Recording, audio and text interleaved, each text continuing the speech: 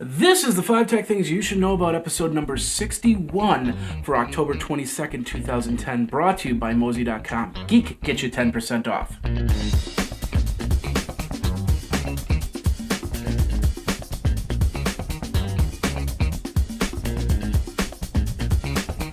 Hey everybody, welcome to the 5 Tech Things You Should Know About, a show for you weekend warriors in tech that really just don't want to be immersed, but you need to know what's going on in technology today. I'm going to give you 5 things, and we're going to start it right now.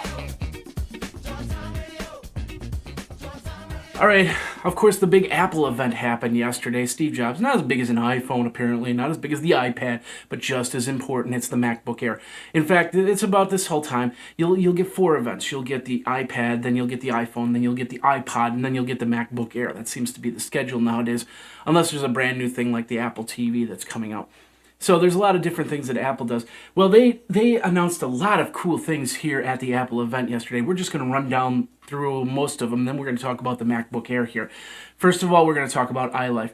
It's their program that lets you do recording and lets you do video editing and all that fun stuff. Take care of your pictures, take care of whatever you've got there in your arsenal, what you want to save, what you want to need to share to your family, to your friends, and stuff like that. It's $49 for the upgrade, or new Macs are going to get the iLife system, and it's got a lot of cool features. The one I was really interested in was in GarageBand. If you don't have all your musicians playing in sync, then you can actually take GarageBand and make it so it does go in sync. It is called the Learn Planner, and it looked pretty cool on that, so we'll see what happens when it actually becomes used in a situation where somebody is a little bit behind on their guitar. Another thing is they announced the new Mac 10.7, which I was really surprised because it's not going to be coming out until summer of 2011. That's not usually like Steve Jobs to do. But, you know, hey, we now know that 10.7 Lion is going to come through. Simba, we have a new lion. I don't know. They also got FaceTime for Mac. Now you can use it on your iPhone. You can use it on your iPad. Maybe. No, without cameras, I suppose you can't use it on your iPad. Silly me. And now on the Mac, if you've got, of course, a camera for the Mac. And the new Mac's got a front-facing camera, so you'll be able to do FaceTime on there. I got a 3GS. I won't be able to do FaceTime. What can you do? And, of course, the Mac Store is going to be opening up in the next 90 days for Macintosh applications. So now you can create apps for the Mac and put it out into the cloud, download it onto your computer, use it just like your iPad, just like your iPhone. I can see a lot of cross apps coming through. Somebody that's making a program, a game or something like that, will be able to use it on their Mac, on their iPad, and on their iPhone, and then they'll be able to bundle a big price for it, as opposed to a 99-cent price. Now you can bundle it for $2.99, $3.99, $5.99, because you can cross the license and say you can use it on your Mac, you can use it on your Apple TV, you can use it on your iPad, and you can use it on your iPhone. Interesting stuff. But of course, the biggest news was the MacBook Air, and the little brother MacBook Air, whatever that means. It's small. It's as small as an iPad, about 2-point-something pounds, depending on which version you have in there. They said, oh, the biggest thing in the whole thing is the battery. If we didn't have the battery, this thing would be smaller than an ant. Hopefully not. I wouldn't want to have to use a computer that would be like an ant. But anyway, you have 2 different versions. You have the 13.3-inch version and then the 11-inch version. The prices are going to start at $9.99. They all have SSD in them, which is solid-state drives, which is a faster drive than a regular hard drive, so many people say. And the question, though, is it more reliable? They put the SSD on board, so it makes it smaller, so they can put in more battery, so you can have 30 days of standby time. Although, if you've got a computer, why are you getting 30 days of standby time? I want production time, which is about 5 to 7 hours, depending on which MacBook Air you have. $999 is a good price point. However, I can still get a PC for $500. That's gonna make my judgment. Do I want a PC and an iPad, or do I want a MacBook Air and an iPad? I'll probably go for PC and iPad, at least right now. In the meantime, we've got all these Macs. What are you going to get? Are you going to get the MacBook Air? Or are you going to get yourself iLife or a new Mac for that matter? Just let me know. Or are you waiting for 10.7 next year when it's all going to come out in cool fashions and flavors? Let me know over at geekazine.com. Whew, that one was a lot of talking. Let's talk a little on the gaming side. A company called Zynga. You might not know them as Zynga, but you do know them as Mafia Wars. You do know them as Farmville. You do know them as some of these games you see on Facebook. Well, they kind of had a small little problem. Facebook and Zynga are being sued. The Wall Street Journal followed an article on Monday detailing the data breach that's been happening, what they called a leak over in the game side. So not sure exactly what everything got in there, but they are in violation of Facebook's own policies. So your data might have gone out there. I'm kind of glad I didn't play any of these games because, first of all, it's just I don't have the time to do that. But more importantly, I don't need to take out your data as well as my data.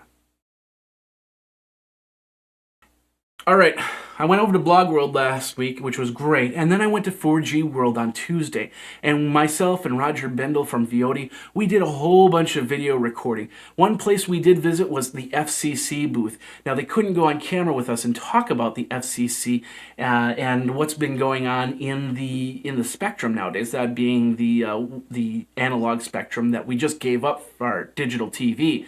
But they let me do a video on there, so you can go over there. Once it's posted, I'll let you know over on Geekazine. You can see that. In the meantime, take a look at this. You can actually download this chart in a PDF form. This is the United States Frequency Allocation List, the radio spectrum. What happened to all those radio frequencies that are TV frequencies that we abandoned about a year and a half ago? Now, it's a spectrum that you can get a piece of it yourself. All you have to do is fill out the auction form to do so, and then you can have a spectrum. But you can't squat on it. You have to have a specific reason why you're getting that piece of spectrum. A couple months back, we talked about a company that tried to get a spectrum on a continent basis, on the United States basis, so they can use it for wireless broadband, free wireless broadband. It didn't work out, and they had to rethink that. It's a great idea on that, but things didn't work out in the right ways. So this is an interesting sheet. I'm going to have the link over on geekazine.com in the show notes so you can take a look at this PDF and see what frequencies are out there. In the meantime, you want to take a look, if you have any type of wireless microphone or wireless unit at all, take a look to see what frequencies your wireless units are at. If they're at 700 to 863 megahertz, I believe that's the numbers, then they might be in violation. You might want to check and see about upgrades or fixing those frequencies. And you can't use the microphone, by the way. You're not supposed to. It's technically illegal. So maybe you want to do something legal. There you go. It's your life online. You better back it up now, back it up often, and back it up off-site with Mozy.com. Remember that code GEEK I told you about at the beginning of the show? That's where you're using it here. $4.95 a month. It's the price of a hard drive per year. And you're saving your pictures, your documents, and your life online off-site. So if there's a fire or flood, you're set. Using that code GEEK gets you an additional 10% off that already low price. So back up your items now, back them up off-site, and back them up often with Mozy.com.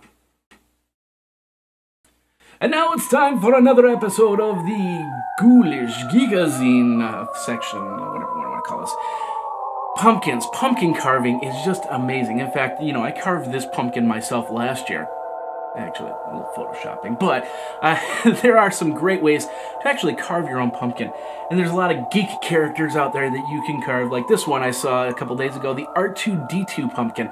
Now you can make yourself a Boba Fett pumpkin, you can make yourself a Battlestar Galactica pumpkin, you can make yourself a Princess Leia pumpkin. I've seen Spock pumpkins, I've seen many. There's a lot of directions on how-tos. eHow's a great place to go to find out how to do some pumpkin carving.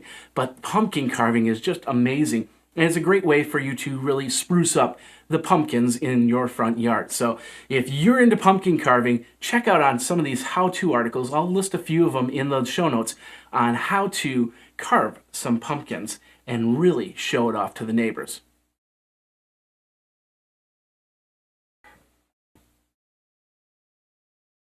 All right, the question at hand, are you going to stick with your Microsoft Office? Are you going to go to Google Docs?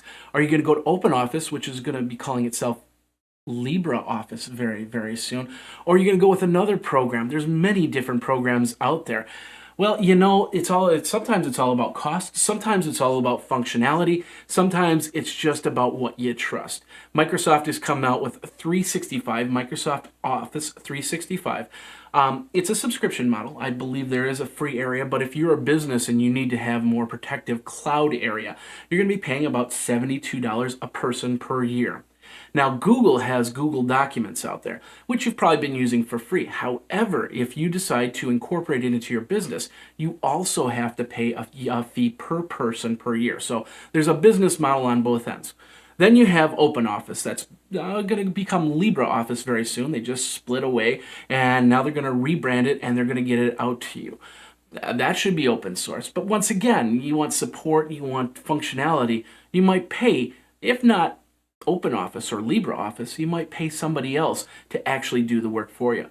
The real question is, do you want your Office programs on or offline? This is the key right now, because we're not connected up to the internet 24/7 on all our devices. Most of you are connected up to the internet and you're at home when you're at the office, maybe when you're at a coffee shop. But if you're in the middle of nowhere and you need to get some work done, can you rely on a cloud to be there? Or should you have your programs on the computer? The cache versions and stuff like that. But you still have to wonder, can you get to your documents? Can you get to your stuff that you need to finish for that important presentation, for that important business meeting? I'm not ready to move to the cloud for my stuff yet. I do have some of my stuff out on the cloud, but I do have static versions on tangible versions on my computer right now, and I'm going to stick with that just for a little bit longer. Wait about a year or two until everything's kind of there, till we got 4G in the area, till we've got a full wireless spectrum, maybe even a free wireless system out there, so I can get to my stuff, and I can do my work.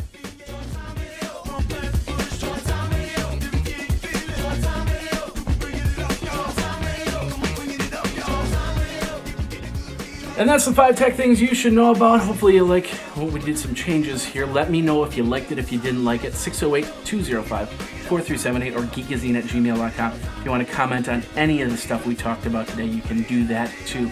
You can check us out on VodPod over on Blip TV. We're a proud member of the techpodcast.tv. If it's tech and it's video, then it's here. And of course, we're on the Boxy system, we're on Roku, we're on a lot of the other systems, so check us out. And that's pretty much it. So until next week, thanks a lot for watching the 5 Tech Things You Should Know About. My name is Jeffrey Powers, and you guys take care.